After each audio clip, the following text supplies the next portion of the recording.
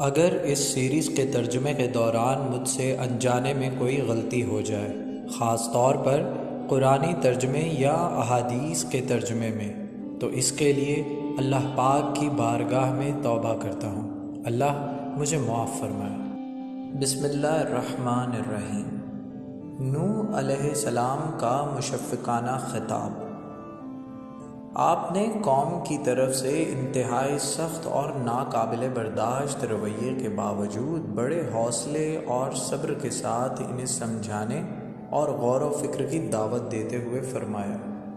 سورہ ہود میں ارشاد باری تعالیٰ ہے، اے میری قوم، دیکھو تو اگر میں اپنے پروردگار کی طرف سے دلیل روشن رکھتا ہوں اور اس نے مجھے اپنے ہاں سے رحمت بخشی ہو جس کی حقیقت تم سے پوشیدہ رکھی گئی ہے، تو کیا ہم اس کو ماننے کے لیے تمہیں مجبور کر سکتے ہیں جبکہ تم اس سے ناخوش ہو رہے ہو؟ یہ ان سے خطاب کرنے میں نرم اسلوب کا انداز ہے اور انہیں حق کی طرف بلانے اور نرم رویے کا اظہار ہے، جیسے اللہ تعالیٰ نے حضرت موسیٰ علیہ السلام اور حضرت ہارون علیہ السلام سے فرعون کی بابت فرمایا تھا۔ اس سے نرمی سے بات کرنا، شاید وہ غور کرے یا ڈر جائے۔ اللہ تعالیٰ نے آخر الزماں پیغمبر حضرت محمد صلی اللہ علیہ وآلہ وسلم کو بھی نرم اسلوب اور نرم رویہ اپنانے کی ہدایت فرمائی تھی۔ اللہ پاک نے سورہ نحل میں ارشاد فرمایا، اے پیغمبر، لوگوں کو دانش اور نیک نصیحت سے اپنے پروردگار کی طرف بلاؤ اور بہت ہی اچھے طریقے سے ان سے مناظرہ کرو۔ حضرت نوح علیہ السلام کا مذکورہ بالا خطاب بھی اسی قبیل سے ہے، یعنی میں تمہیں ایسی چیز پہنچا رہا ہوں جس میں تمہارا دنیا اور آخرت کا فائدہ ہے۔ اس عمل کے بدلے میں تم سے کوئی اجرت نہیں مانگتا، میں یہ چیز صرف اللہ سے مانگتا ہوں، اس کا ثواب میرے لیے بہتر ہے اور وہ اس سے زیادہ باقی رہنے والا ہے۔ جو کچھ تم مجھے دے سکتے ہو، نوح علیہ السلام نے فرمایا، میں ایمان والوں کو اپنے پاس سے نہیں نکال سکتا، انہیں اپنے رب سے ملنا ہے، لیکن میں دیکھتا ہوں کہ تم لوگ جہالت کر رہے ہو۔ اس آیت سے معلوم ہوتا ہے کہ انہوں نے مطالبہ کیا تھا کہ نوح علیہ السلام مومنوں کو اپنے پاس سے ہٹا دیں اور وعدہ کیا کہ اگر وہ اس مطالبے کو تسلیم کر لیں تو وہ ان کے پاس بیٹھیں گے۔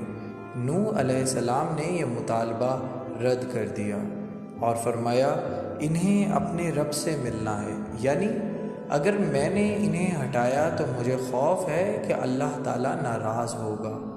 کیا تم سمجھتے نہیں؟ کفار قریش نے بھی نبی اکرم صلی اللہ علیہ وآلہ وسلم سے مطالبہ کیا تھا کہ آپ عمار، صہیب، بلال، خباب رضی اللہ عنہ اور ایسے دوسرے حضرات کو اپنے پاس سے اٹھا دیں، تو اللہ تعالیٰ نے نبی اکرم صلی اللہ علیہ وآلہ وسلم کو یہ بات ماننے سے منع فرما دیا، جیسے کہ سورہ کہف اور سورہ انعام میں مذکور ہے۔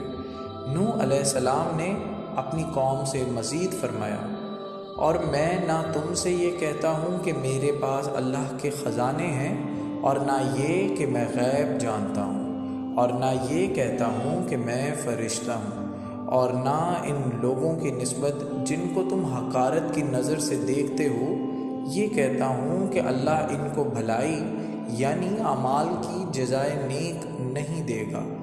جو ان کے دلوں میں ہے اسے اللہ خوب جانتا ہے۔ اگر میں ایسا کہوں تو بے انصافوں میں ہوں، یعنی میں تو رسول عبد، پیغام پہنچانے والا بندہ ہوں۔ مجھے صرف اتنا ہی علم ہے جتنا اللہ نے مجھے سکھایا، اور صرف اتنی ہی طاقت ہے جتنی اللہ نے دی۔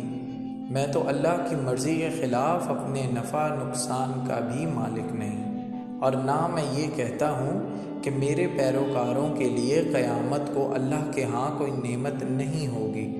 ان کے بارے میں اللہ زیادہ جانتا ہے کہ ان کے دلوں میں کیا ہے۔ وہ نیکی کا اچھا بدلہ دے گا اور گناہ کا برا بدلہ دے گا۔ دوسرے مقامات پر مذکور ہے کہ ان لوگوں نے کہا، کیا ہم تم کو مان لیں، حالانکہ تمہارے پیروکار تو رذیل لوگ ہیں؟